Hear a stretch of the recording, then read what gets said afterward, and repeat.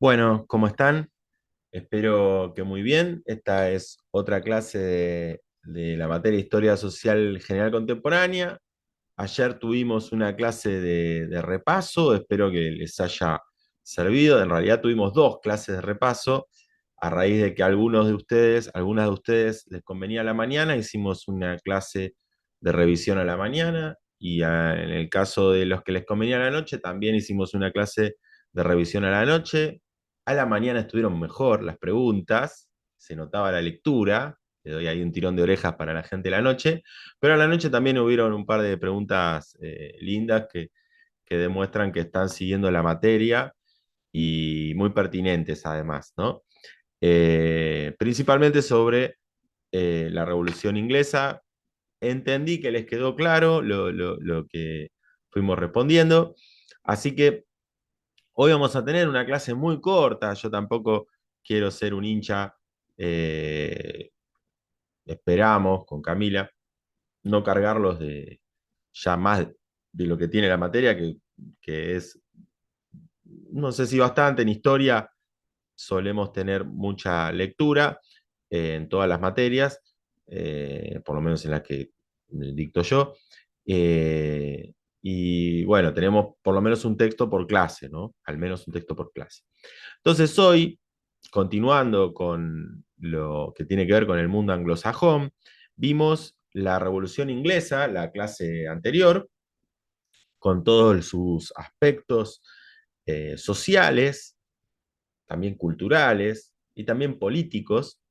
Y hoy vamos a ver la revolución en Estados Unidos, que también la vamos a dividir en otras clases, pero bueno, sería una serie de aspectos que tenemos que tener en cuenta para el examen, ¿no? Nosotros tenemos de lectura obligatoria, ahora vamos a repasar un poquito el campus, este libro de Vivian Trías, no todo el libro, sino tan solo unas 15 páginas en lo que él llama la crisis del alumbramiento, ¿no?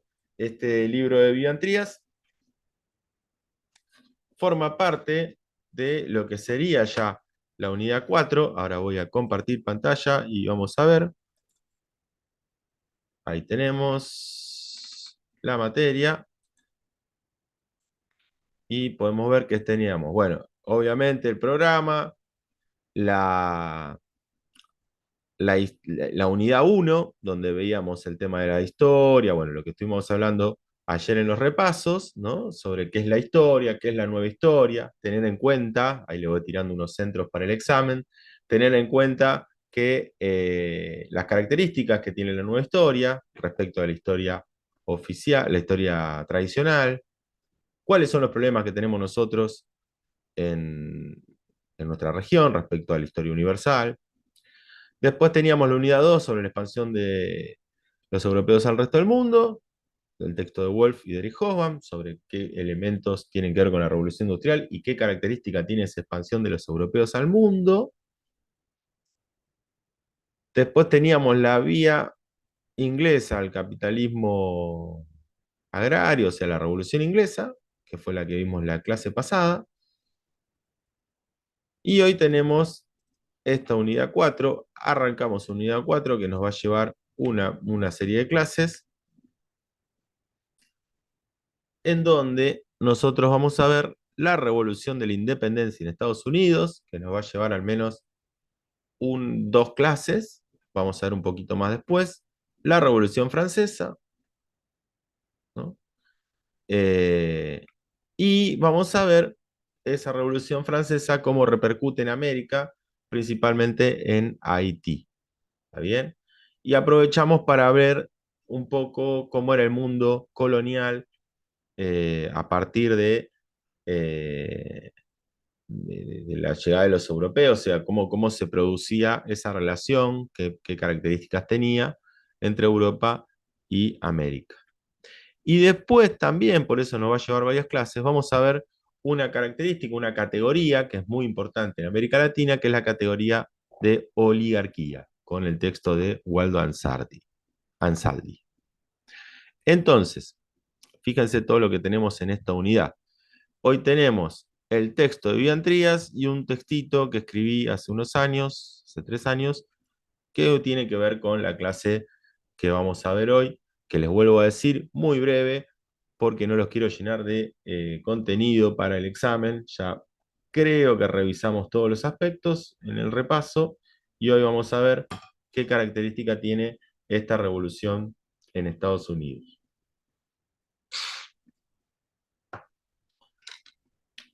Bueno, para comenzar, les voy a empezar a mostrar, ahí pueden ver este texto que está publicado acá en Chronicon, que es una revista, un observatorio latinoamericano,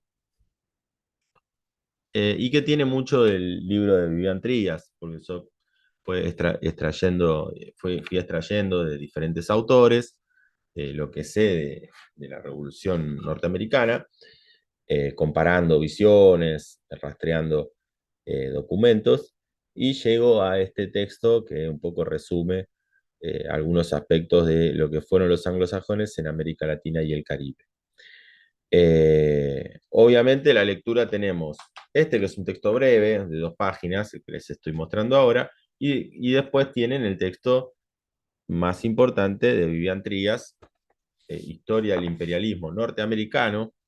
Nosotros tomamos una partecita del tomo 1 y, y vamos a hablar un poco de eso, ¿no? En primera instancia, voy a dejar de compartir un poquito. En primera instancia, lo que tenemos que tener en cuenta es lo que se produce en Inglaterra. En Inglaterra, ¿no? Nosotros estuvimos viendo que en Inglaterra la Revolución Inglesa tiene que ver con un proceso más largo de aparición en el campo inglés de la gentry. Son estos tipos, los burgueses, ¿no? Gente que ya no está vinculada con la economía, la economía feudal, sino que está vinculada con un nuevo modo económico que tiene que ver con el enriquecimiento a partir de la venta de mercancías. ¿Está bien? ¿Qué mercancías? Bueno, pueden ser vestidos, pueden ser productos que ellos fabrican o que hacen fabricar y que empiezan a surgir después de las cruzadas. Estos grupos llegan a los campos, como tienen dinero, tienen también la capacidad de prestar dinero. Los reyes ingleses, que los van a ver en el texto de Vivian Trías y en el texto que les menciono, se van a embarcar entre el 1600, ya hacia el 1500, empiezan con una serie de guerras con otros reinos. Guerras esto lo vimos ya, con los franceses, guerras con los españoles por el dominio de América y de otras regiones. Estas guerras van a ser muy costosas para la monarquía inglesa y van a generar deudas. ¿Con quiénes? Con los sectores que le prestaban plata, con estos prestamistas que forman parte, muchos de esos de la gentry, en el caso inglés, ¿no? Los nucleamos en esa palabrita, que son gente que tiene dinero, que tiene actividades que no son actividades vinculadas al feudalismo.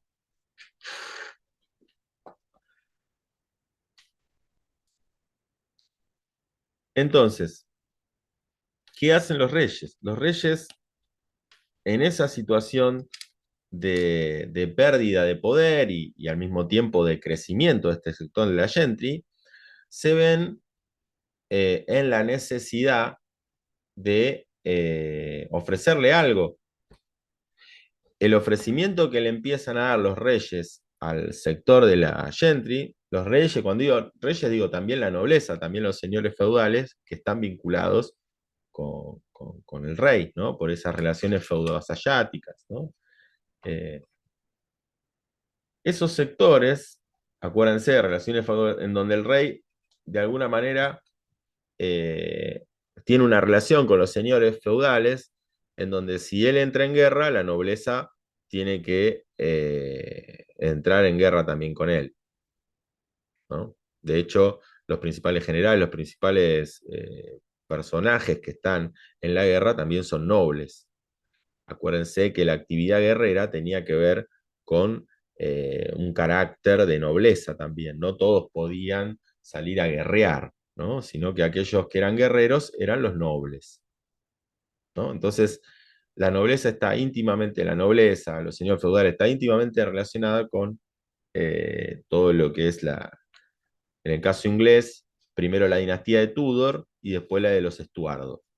La dinastía de los Estuardo es la dinastía que eh, digamos, que es derrocada en la Revolución Inglesa.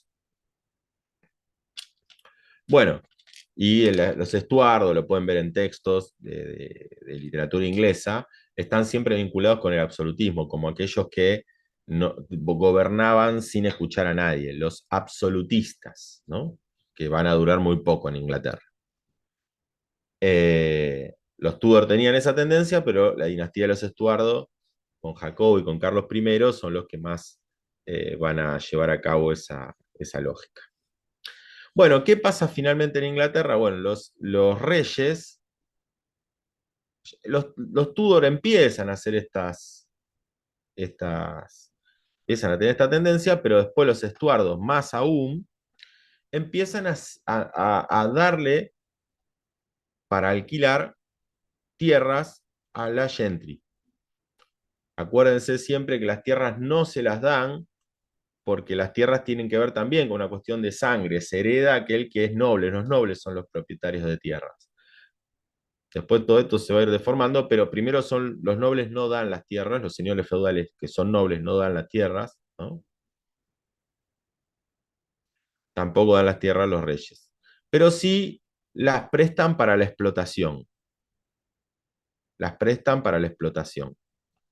Se la dan a la gentry y la gentry, cuando explota esas tierras, empieza a llenarlas de ovejas y empieza a generar un conflicto en los sectores campesinos, porque las ovejas comen los cultivos de los campesinos, ¿no? Empiezan a cercar el territorio que le dan, no dejan que los campesinos entren en esa zona. Muchas veces los campesinos se les complica muchísimo, ya sea porque no estaban acostumbrados a los cercamientos y porque a veces dentro de esos cercamientos también te van a acercar los territorios que eran comunes, los open field, los territorios, los bosques comunales, que los campesinos antes los aprovechaban para pastorear sus propios animales o para sacar productos que ellos tenían en cuenta para su alimentación. Entonces los cercamientos terminan complicándole la vida a los campesinos. Los campesinos se fugan.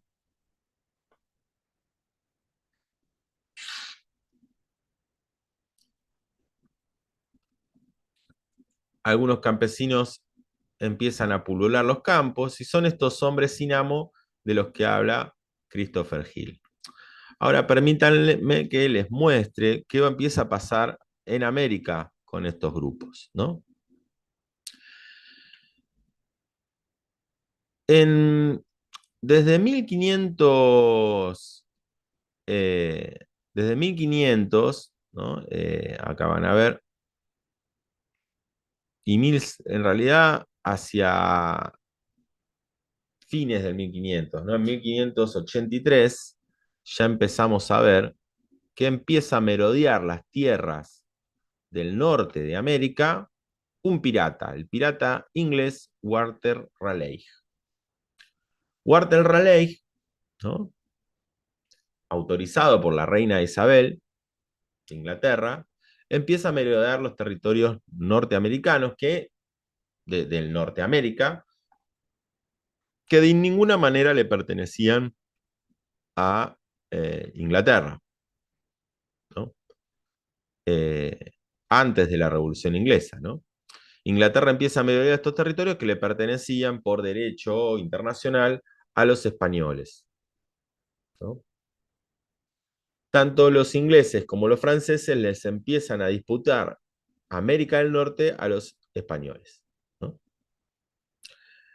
En ese sentido, un poco con mucho de ilegalidad, con mucho de piratería, con mucho de actividad de pillaje, ¿no? De ataque y llevarse producciones de esa zona, empiezan a fundar colonias. Esto lo señala Vivian Trías, ¿no? Empieza un proceso de colonización de esas tierras sin respetar los tratados de Tordesillas, que era un tratado que le habían concedido esos territorios a los españoles, de Lisboa, ¿no?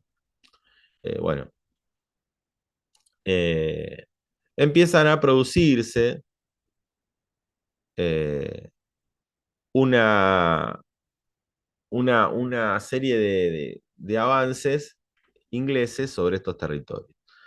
Muchas veces todo esto terminaba con el conflicto con con los, con los, con las potencias, digamos, con España y con Portugal, que no tenían ningún problema. Portugal termina siendo un socio de Inglaterra, pero sí España va a ser un enemigo frente a estas embestidas eh, de Inglaterra, ¿no?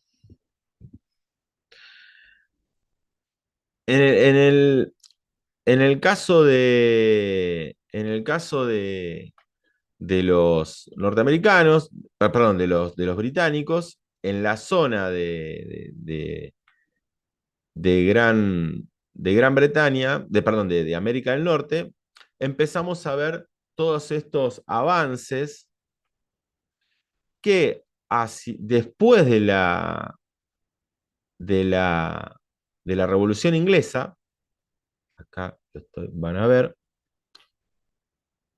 ya hacia 1680, ¿no?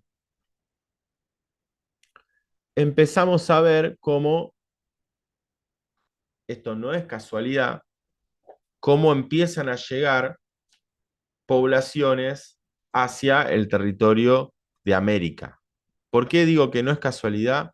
Porque de alguna manera, América termina resolviendo los problemas que había en Inglaterra, ¿no? Fíjense el registro que acá tienen los historiadores norteamericanos, Thomas Bender, Edward Morgan y William Adams, que dice que hacia 1634 ya tenemos, o sea, eh, previamente al estallido, 10.000 pobladores generalmente puritanos, ¿no? Y hacia la guerra de la independencia, 50.000 convictos enviados hacia América del Norte por la monarquía inglesa, ¿no? Una de las características que va a tener la monarquía inglesa es liberar, o sea, o poblar ese territorio con, entre comillas, las sobras de hombres y mujeres que tienen en su territorio. O sea, ¿cómo resuelve a esa gente que pulula los territorios? Bueno, enviándolas a América del Norte, ¿no? Enviándolas a América del Norte. Otros simplemente de estas sectas que van surgiendo, de estos grupos religiosos que van surgiendo durante la Revolución Inglesa, empiezan eh, con sus ideas de libertad, empiezan a ir hacia América del Norte frente a la imposibilidad que le da el resultado de la Revolución Inglesa. Acuérdense que la Revolución Inglesa termina dejando en el poder a la gentry y los que no eran gentry quedan afuera de ese lugar, ya sea los burgueses, hay algunos nobles que pueden mantener el poder en Inglaterra y después se establece esa monarquía parlamentaria. Entonces, todos los que quedaban afuera veían como una opción ir hacia América para tener una vida mejor. Empiezan a llegar entonces estos grupos que tienen diferentes creencias que habían surgido durante la Revolución Francesa, estos hombres sin amo, ¿no? De los que habla Christopher Hill, empiezan a llegar en grandes cantidades a América del Norte. El problema que, fíjense, Vigantria señala algo muy interesante, dicen, fíjense las características que tiene Estados Unidos, porque estos pobladores que llegan, por su ideario, no tienen la lógica de crear un... Vivian Trías dice, ojo que estos grupos no van a generar, como en el caso de América del Sur, una lógica dependiente, ¿no? Dice, sino que, dice, la sociedad norteamericana, que se empieza a surgir con la llegada de estos hombres y mujeres de Inglaterra, no se va organizando como una sociedad dependiente, ¿no? Eh, Sino que comienzan a formar una economía de pequeños comerciantes, de granjeros, de artesanos, ¿no? Son pobres, pero tienen una lógica de estar autocentrados, dice Vivian Trías. Su lógica ya tiene que ver con una lógica que tiene mucho de lo que es la, la creencia puritana, ¿no? De hacer riqueza en la vida, de vivir el paraíso en este territorio, ¿no? Y la forma de crecimiento económico es una forma de acceder eh, a ese paraíso, a un ideal de que estoy haciendo las cosas bien. O sea, la cantidad de dinero que yo hago en mi vida me demuestra que estoy haciendo las cosas bien. Esa lógica, esos principios, esos valores que tiene este grupo, terminan teniendo un estrecho vínculo con la sociedad mercantil, ¿no? O la sociedad más vinculada a lo que va a ser después, el modo de producción capitalista que tenían los ingleses. Entonces, lejos de tener una, una vida en donde se focaliza esta sociedad norteamericana como productora de materia prima para los ingleses, esta sociedad norteamericana, digamos, nosotros en América del Sur, la producción que empieza a surgir son producciones para abastecer de materia prima a los países del Atlántico Norte. Ellos nos venden industria, nosotros les mandamos materia prima. En América del Norte pasa algo totalmente diferente. Estos sectores que llegan son sectores que de alguna manera son pobres, pero que habían entrado en la dinámica de la producción artesanal, mercantil, de la dinámica comercial, ¿no? Están mucho más vinculados con un ideario que tenía ese sector que ya había copado el poder en Gran Bretaña, que era este grupo de la Gentry que les comentaba, ¿no? Entonces, ellos empiezan a producir, los granjeros, de hecho, el farmer norteamericano, no tenemos que entenderlo como el estanciero o el hacendado de americano, de Iberoamérica. El farmer es un productor que realiza la producción para vivir, pero también el farmer realiza la producción para vender en un mercado. Produce más de lo necesario para vivir, produce más de lo necesario para la subsistencia, ¿no? Los productores que llegan, entonces, por ejemplo, aparecen ya no farmers, sino los que tienen porciones de tierra importantes. Ya tenemos una lógica en Inglaterra post-revolución inglesa, donde está la propiedad privada,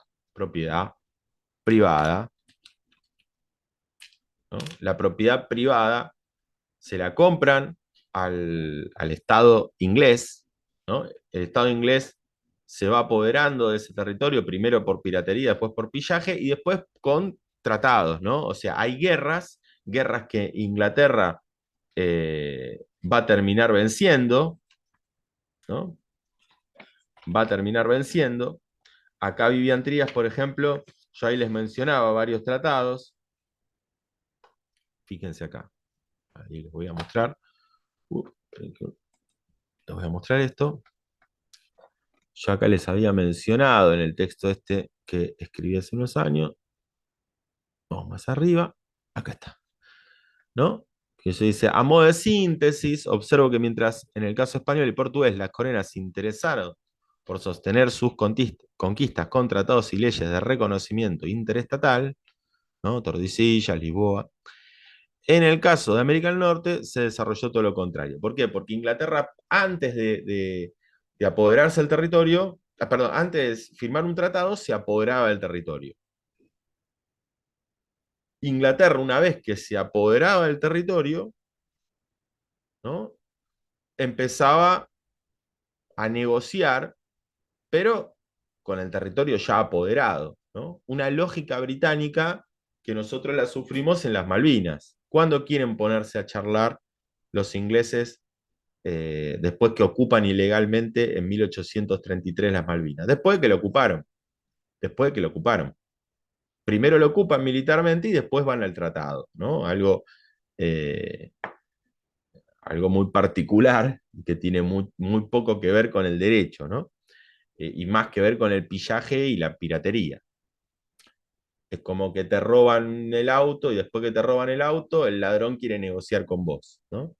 Y vos querés hablar, pero el ladrón al momento de negociar está con un fusil en una mano y con una pistola, con un revólver en la otra. Y te dice, bueno, negociemos, ¿no? Pero ya te robó el auto y además está armado, está en unas condiciones que en el caso de no aceptar sus condiciones, irías a la guerra. Bueno, esa lógica la va a implementar Inglaterra y como va a vencerlo en la guerra a los españoles, en el Tratado de 1715 de Utrecht, la paz de Utrecht, ¿no?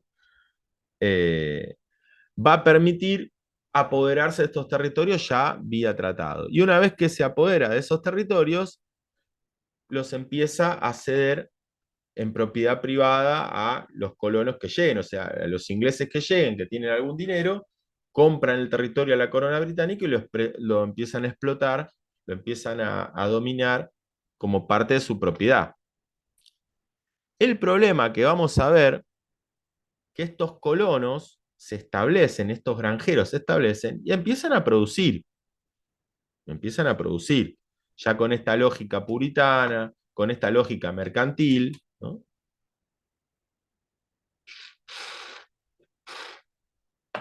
Miren el dato que nos deja Trías para tener una idea del, del poder que empiezan a tener estos personajes que están que empiezan a llegar a, a las Américas,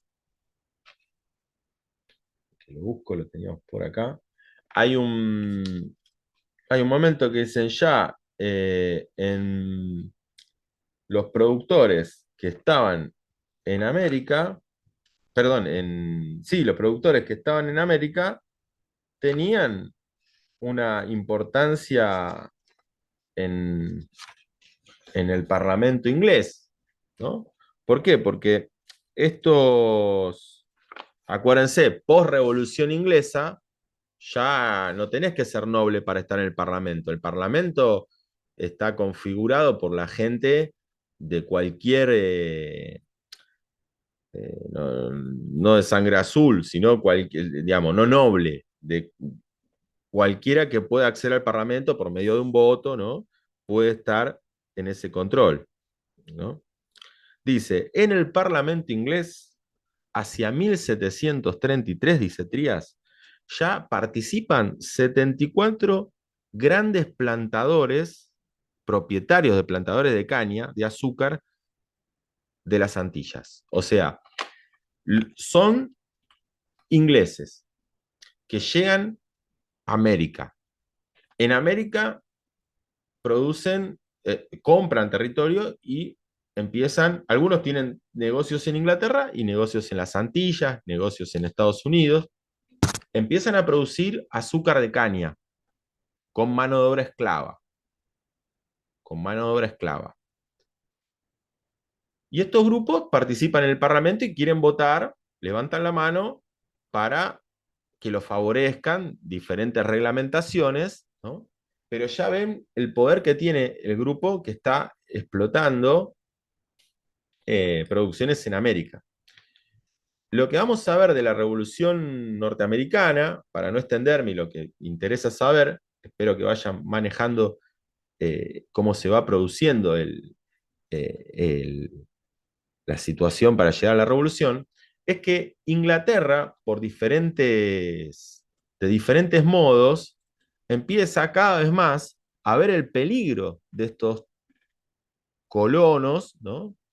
De estos ingleses que están en América, de los hijos después, con el tiempo, ya son los hijos de esos colonos, digamos, los hijos de esos ingleses que nacen en Estados Unidos, serían nuestros criollos, o sea, los hijos de ingleses que nacen en Estados Unidos y que tienen sus negocios, y que tienen sus negocios, ¿no?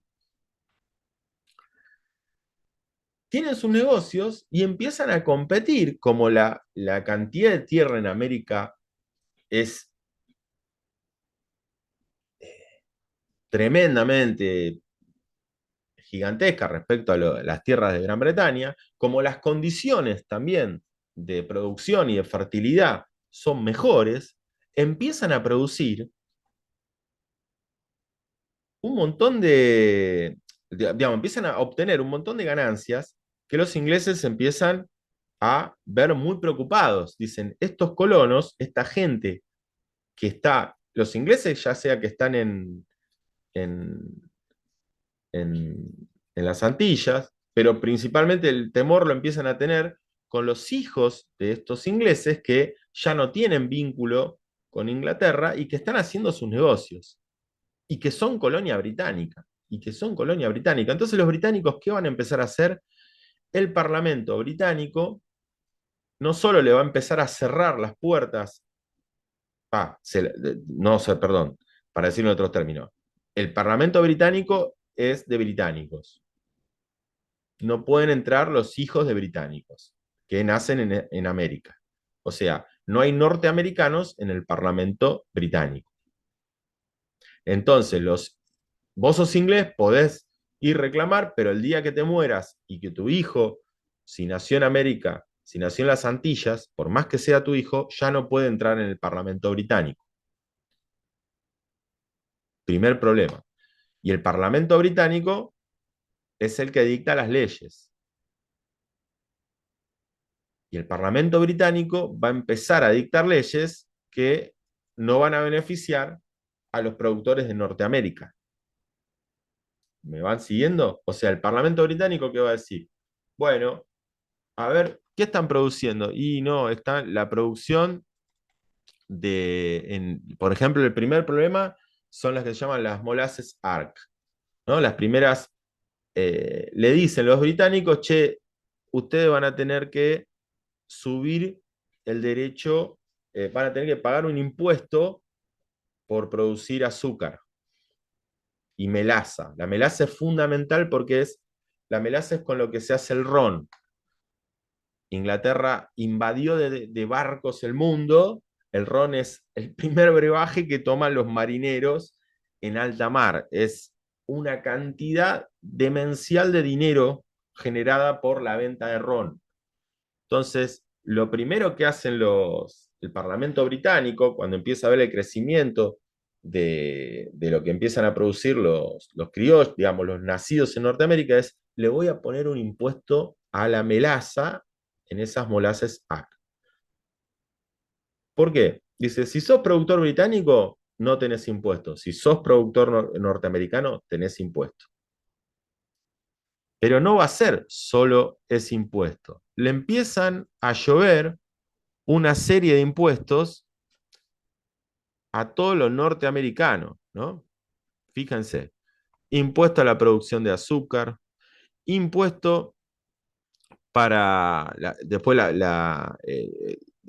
uno de los productos que también se desarrollaban eran los gorros, ¿no? Los sombreros, impuesto para todo lo que tiene que ver con, con la producción de sombreros, ¿no? Después le van a decir que cuando llegue la tropa de la corona, van a obligar a los norteamericanos a que los tengan que alojar, ¿no? Los tienen que alojar y les tienen que alimentar, ¿no? Eh, Fíjense la cantidad de impuestos que les empiezan a llover, y también porque la corona sigue en guerra, ¿no? Y necesita dinero. Pero principalmente, ¿por qué? Porque el Parlamento inglés beneficia a los productores de azúcar y de diferentes productos ingleses, dejando de lado a los productores norteamericanos.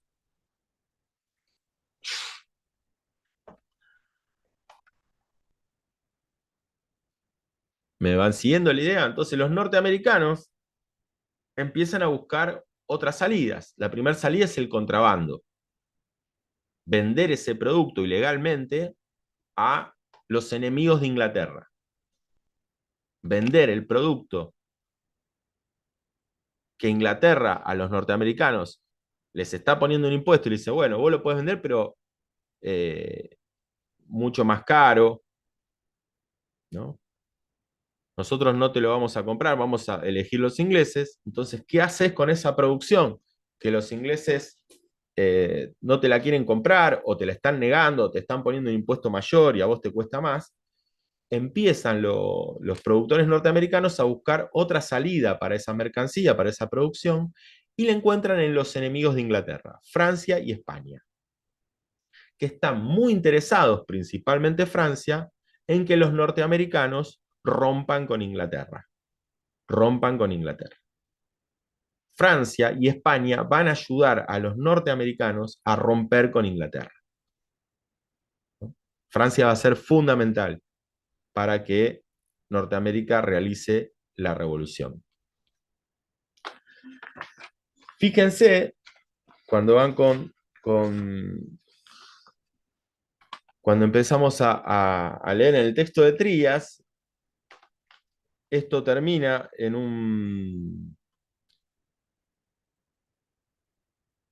en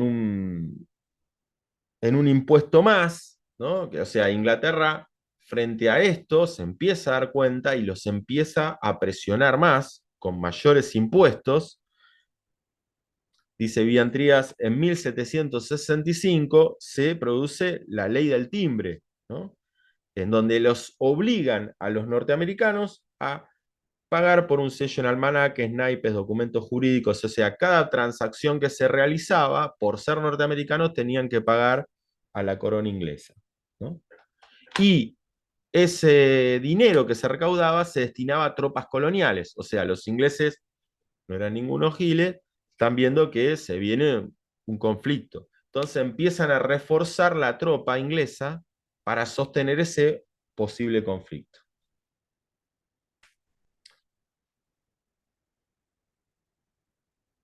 Hay un momento, también se van a producir guerras coloniales entre los ingleses y los franceses.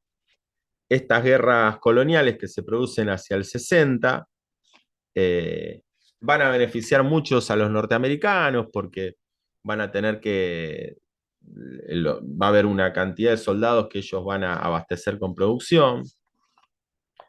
Las guerras las van a ganar los británicos, los franceses se van a correr de la disputa principalmente de la zona de Canadá, donde los franceses tienen influencia.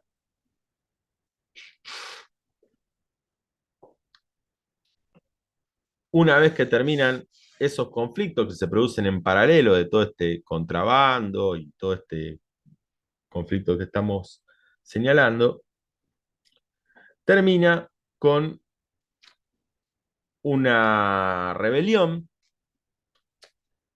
que se produce en Estados Unidos, en donde van a formar parte, por ejemplo, dirigentes de la revolución como Benjamin Franklin, que empiezan a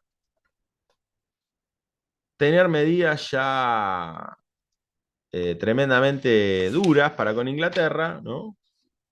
Empiezan a insistir en no comprar mercaderías inglesas, ¿no? Si ellos nos imponen esto, nosotros no compremos más de Inglaterra, compremos nuestras propias mercaderías, ¿no?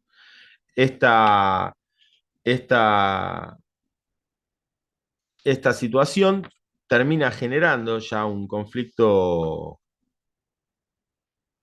un conflicto eh, bélico, en donde los americanos, los norteamericanos, no digamos nunca americanos, los norteamericanos o US americanos, ¿no?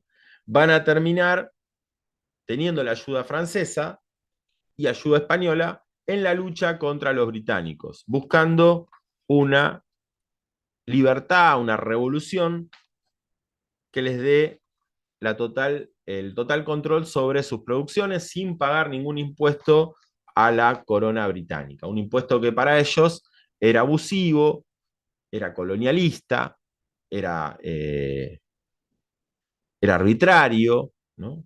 Y que impedía el desarrollo eh, de, de su producción, de su crecimiento como comerciantes, como productores de, de diferentes mercancías, ¿no?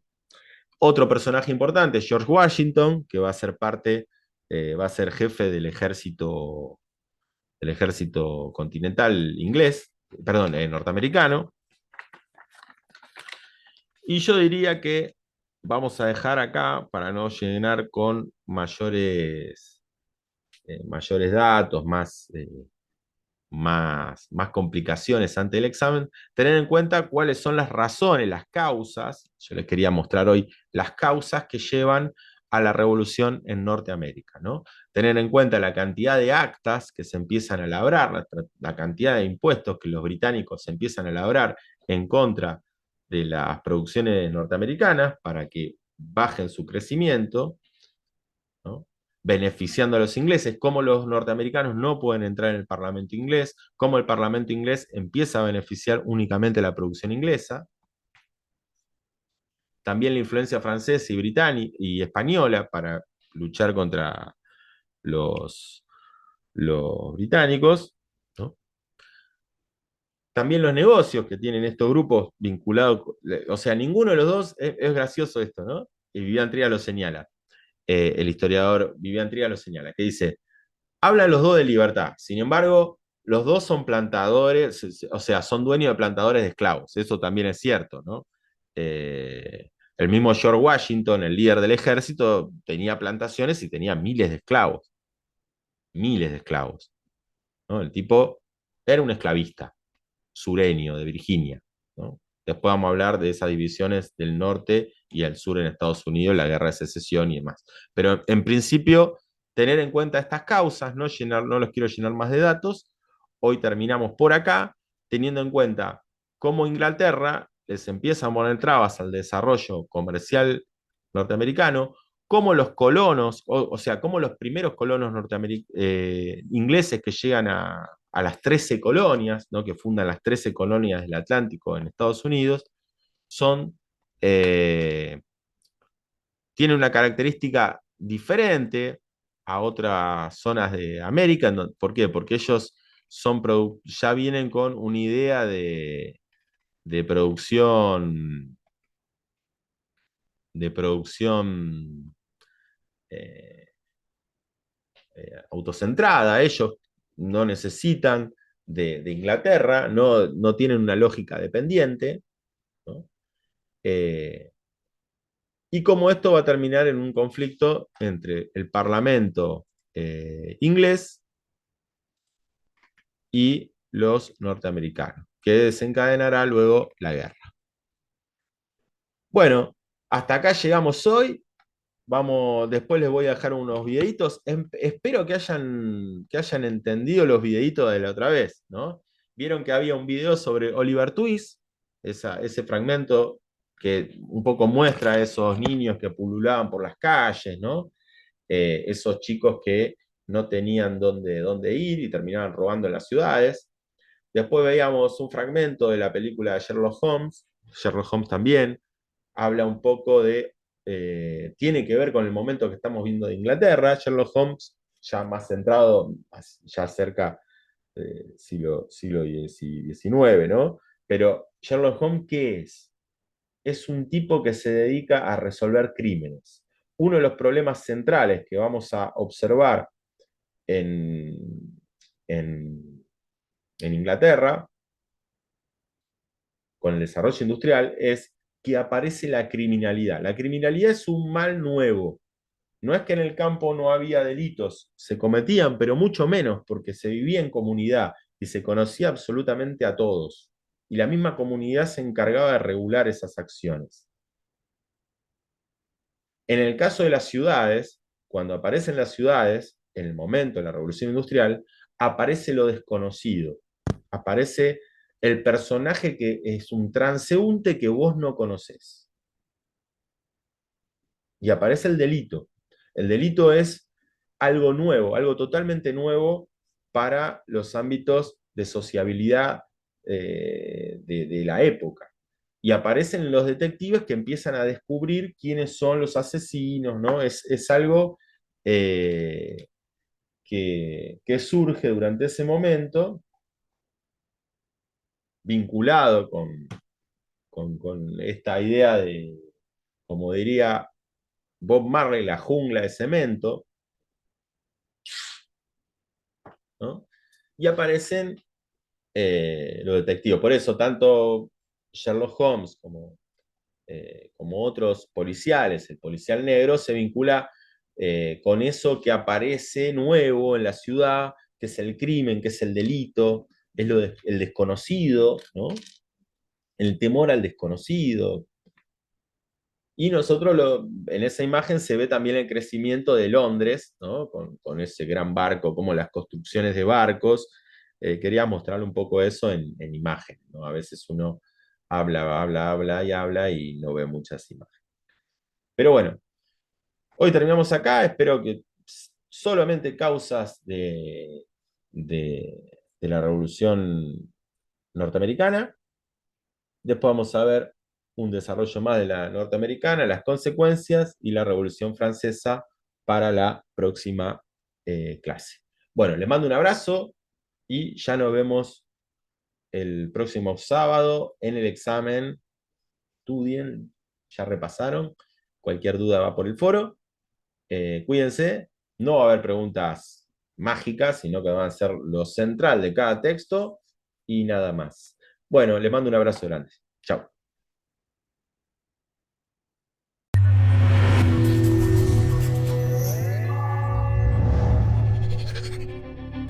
La ambición de un imperio, la necesidad de un pueblo, una lucha desigual. Que las revoluciones no se exportan.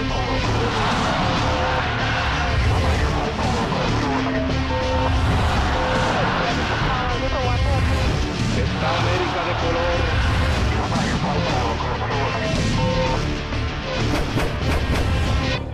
Revoluciones. Revolución estadounidense. 1763. El inicio. Entre 1756 y 1763, Francia y España combaten contra Gran Bretaña por los territorios de América del Norte. La Guerra de los 7 Años deja a los británicos como vencedores, y George III conquista entonces parte del actual Canadá y las tierras del oeste.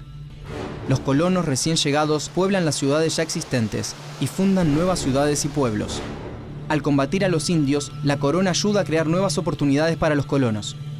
Así, los territorios se liberan y se llenan de fincas y haciendas que proveen granos y tabaco a Gran Bretaña. La sociedad no tiene una fuerte aristocracia dada por nacimiento. Todos los colonos, incluso los recién llegados y los de clase baja, comercian a la par. Los blancos son todos iguales. Sin embargo, es también una sociedad esclavista. Pero como Gran Bretaña está en el inicio de la revolución industrial, necesita de sus colonias para que le aporten las materias primas. Pero mantener un imperio tan vasto y en constante expansión tiene un muy alto costo. Un costo que el joven rey, George III, pretende cubrir exprimiendo con más tasas e impuestos a las prósperas colonias. El descontento y los reclamos pueblan las calles de las colonias, pero el rey los desoye. 1765. Inglaterra. El Parlamento inglés aprueba la Stamp Act, una medida que crea un impuesto al papel que importan las colonias. Hasta diarios, almanaques y documentos públicos pagan el abusivo impuesto. Las colonias se unen por primera vez.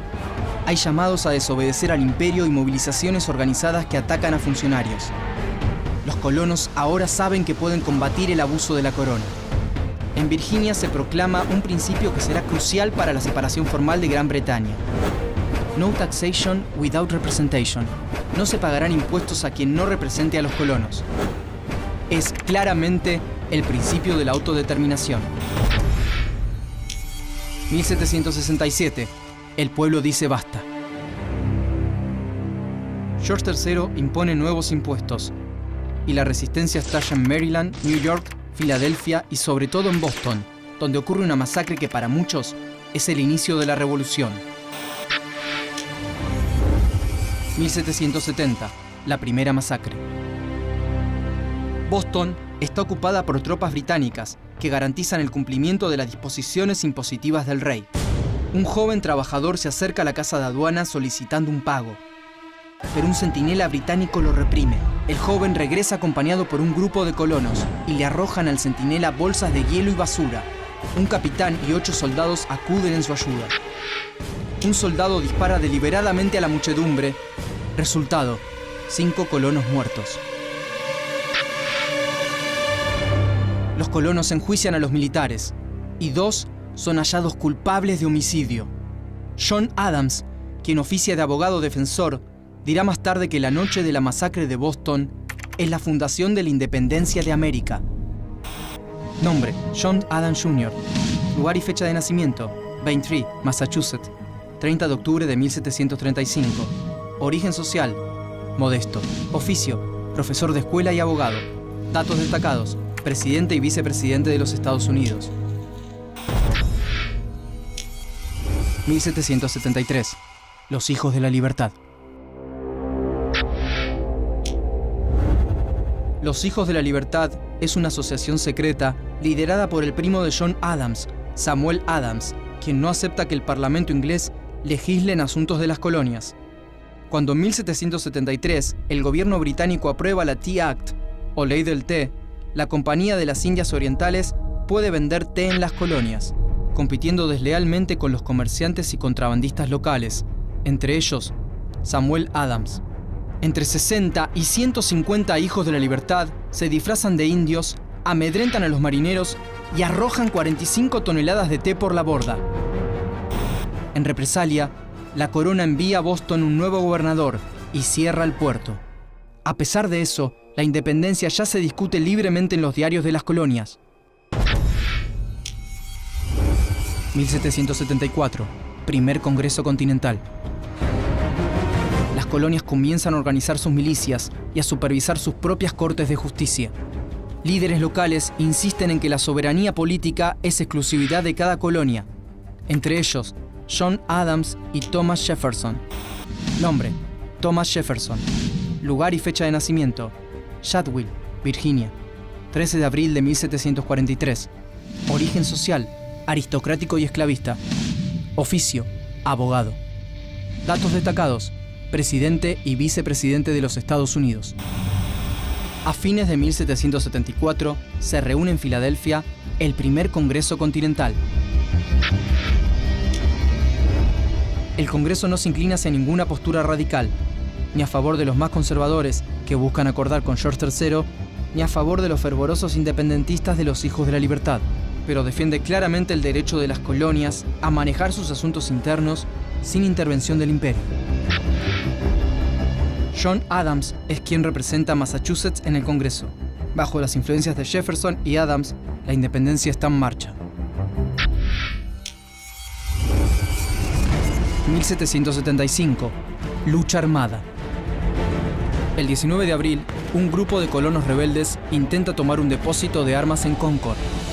Un batallón de soldados ingleses sale de Boston para impedirlo. Se enfrentan en Lexington, iniciando así la guerra por la independencia. Las tropas inglesas toman Lexington y Concord, pero en su regreso a Boston son agredidos por una multitud. Nuevamente, Boston recibe la sangre del descontento popular. Mueren 8 soldados colonos. La situación se vuelve insostenible y un nuevo Congreso se reúne. Ya no hay lugar para medias tintas. O se es realista o se es independentista. El Congreso se vuelve completamente independentista. Con gran apoyo de John Adams, se nombra comandante en jefe de las fuerzas norteamericanas a un militar de escasa experiencia, el coronel George Washington. Nombre: George Washington. Lugar y fecha de nacimiento: Pops Creek, Virginia, 22 de febrero de 1732. Origen social: aristocrático y esclavista. Oficio: militar. Datos destacados: primer presidente de los Estados Unidos. Hombres y niños de las 13 colonias revolucionarias se unen detrás de George Washington para luchar por su libertad. Se reclutan soldados en cada rincón de las colonias. Gran Bretaña descubre que no está frente a una simple revuelta y declara la guerra convencional contra el proceso de la independencia. En junio de 1775, ambos ejércitos se encuentran en Bunker Hill, frente a Boston.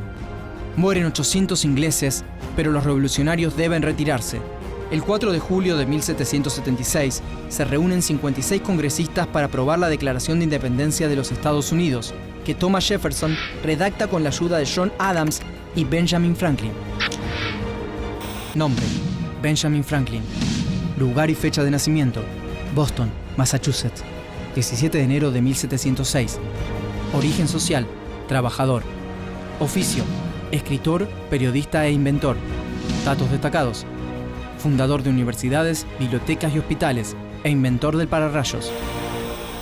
Nosotros, los representantes de los Estados Unidos de América, reunidos en Congreso General, acudimos al Juez Supremo del Mundo para hacerle testigo de la rectitud de nuestras intenciones.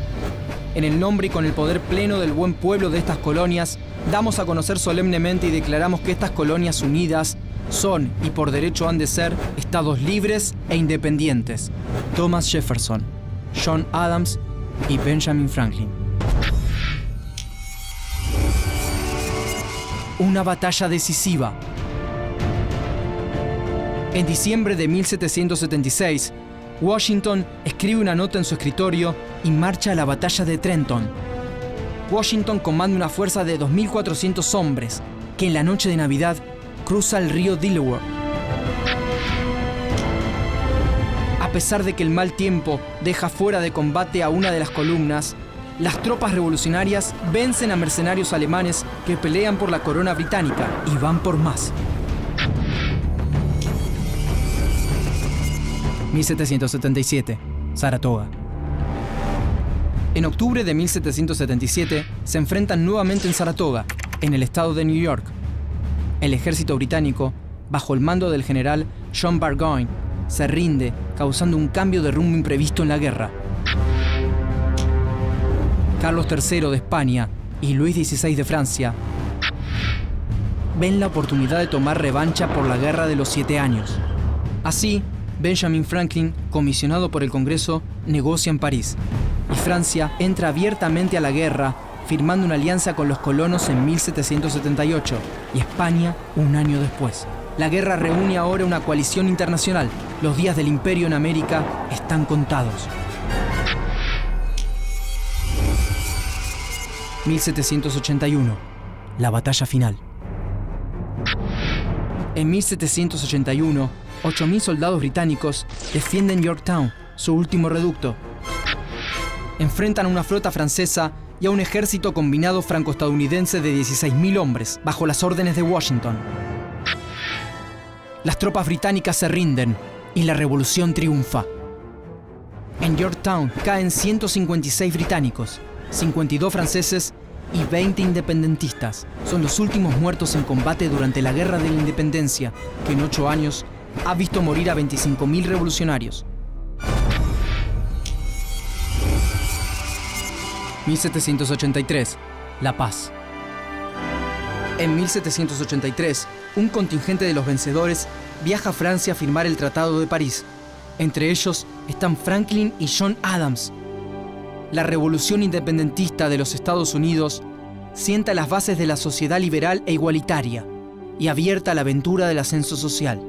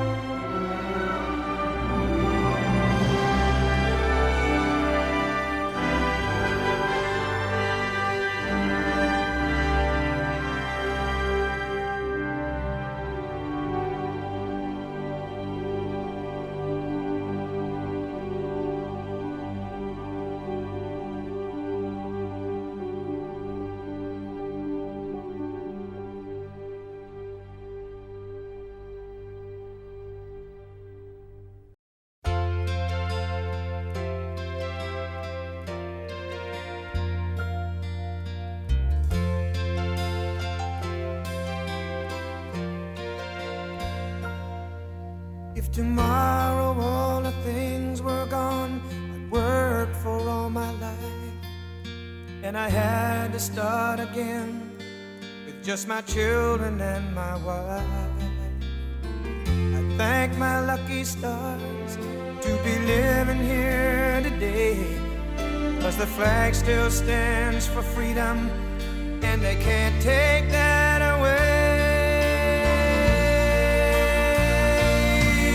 And I'm proud to be an American, where at least I know I'm free. And I won't forget the men who died, who gave that right to me. And I gladly stand up next to you and defend her still today, 'cause there ain't no doubt I love this land. God bless the USA.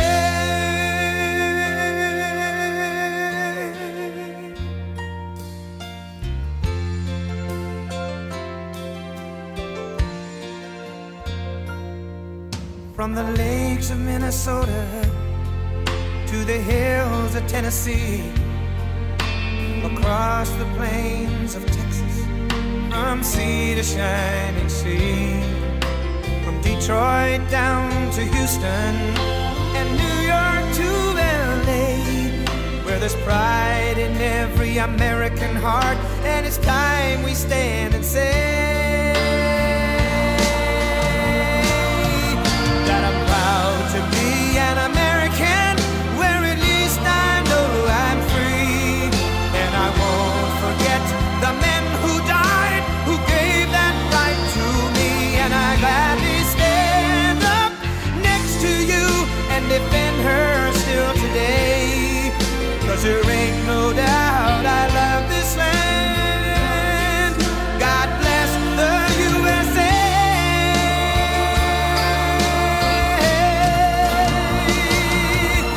And I'm proud to be an American, where at least I know I'm free. And I won't forget the men who died, who gave that right to me. And I gladly stand up next to you and defend her still today, 'cause there ain't no doubt I love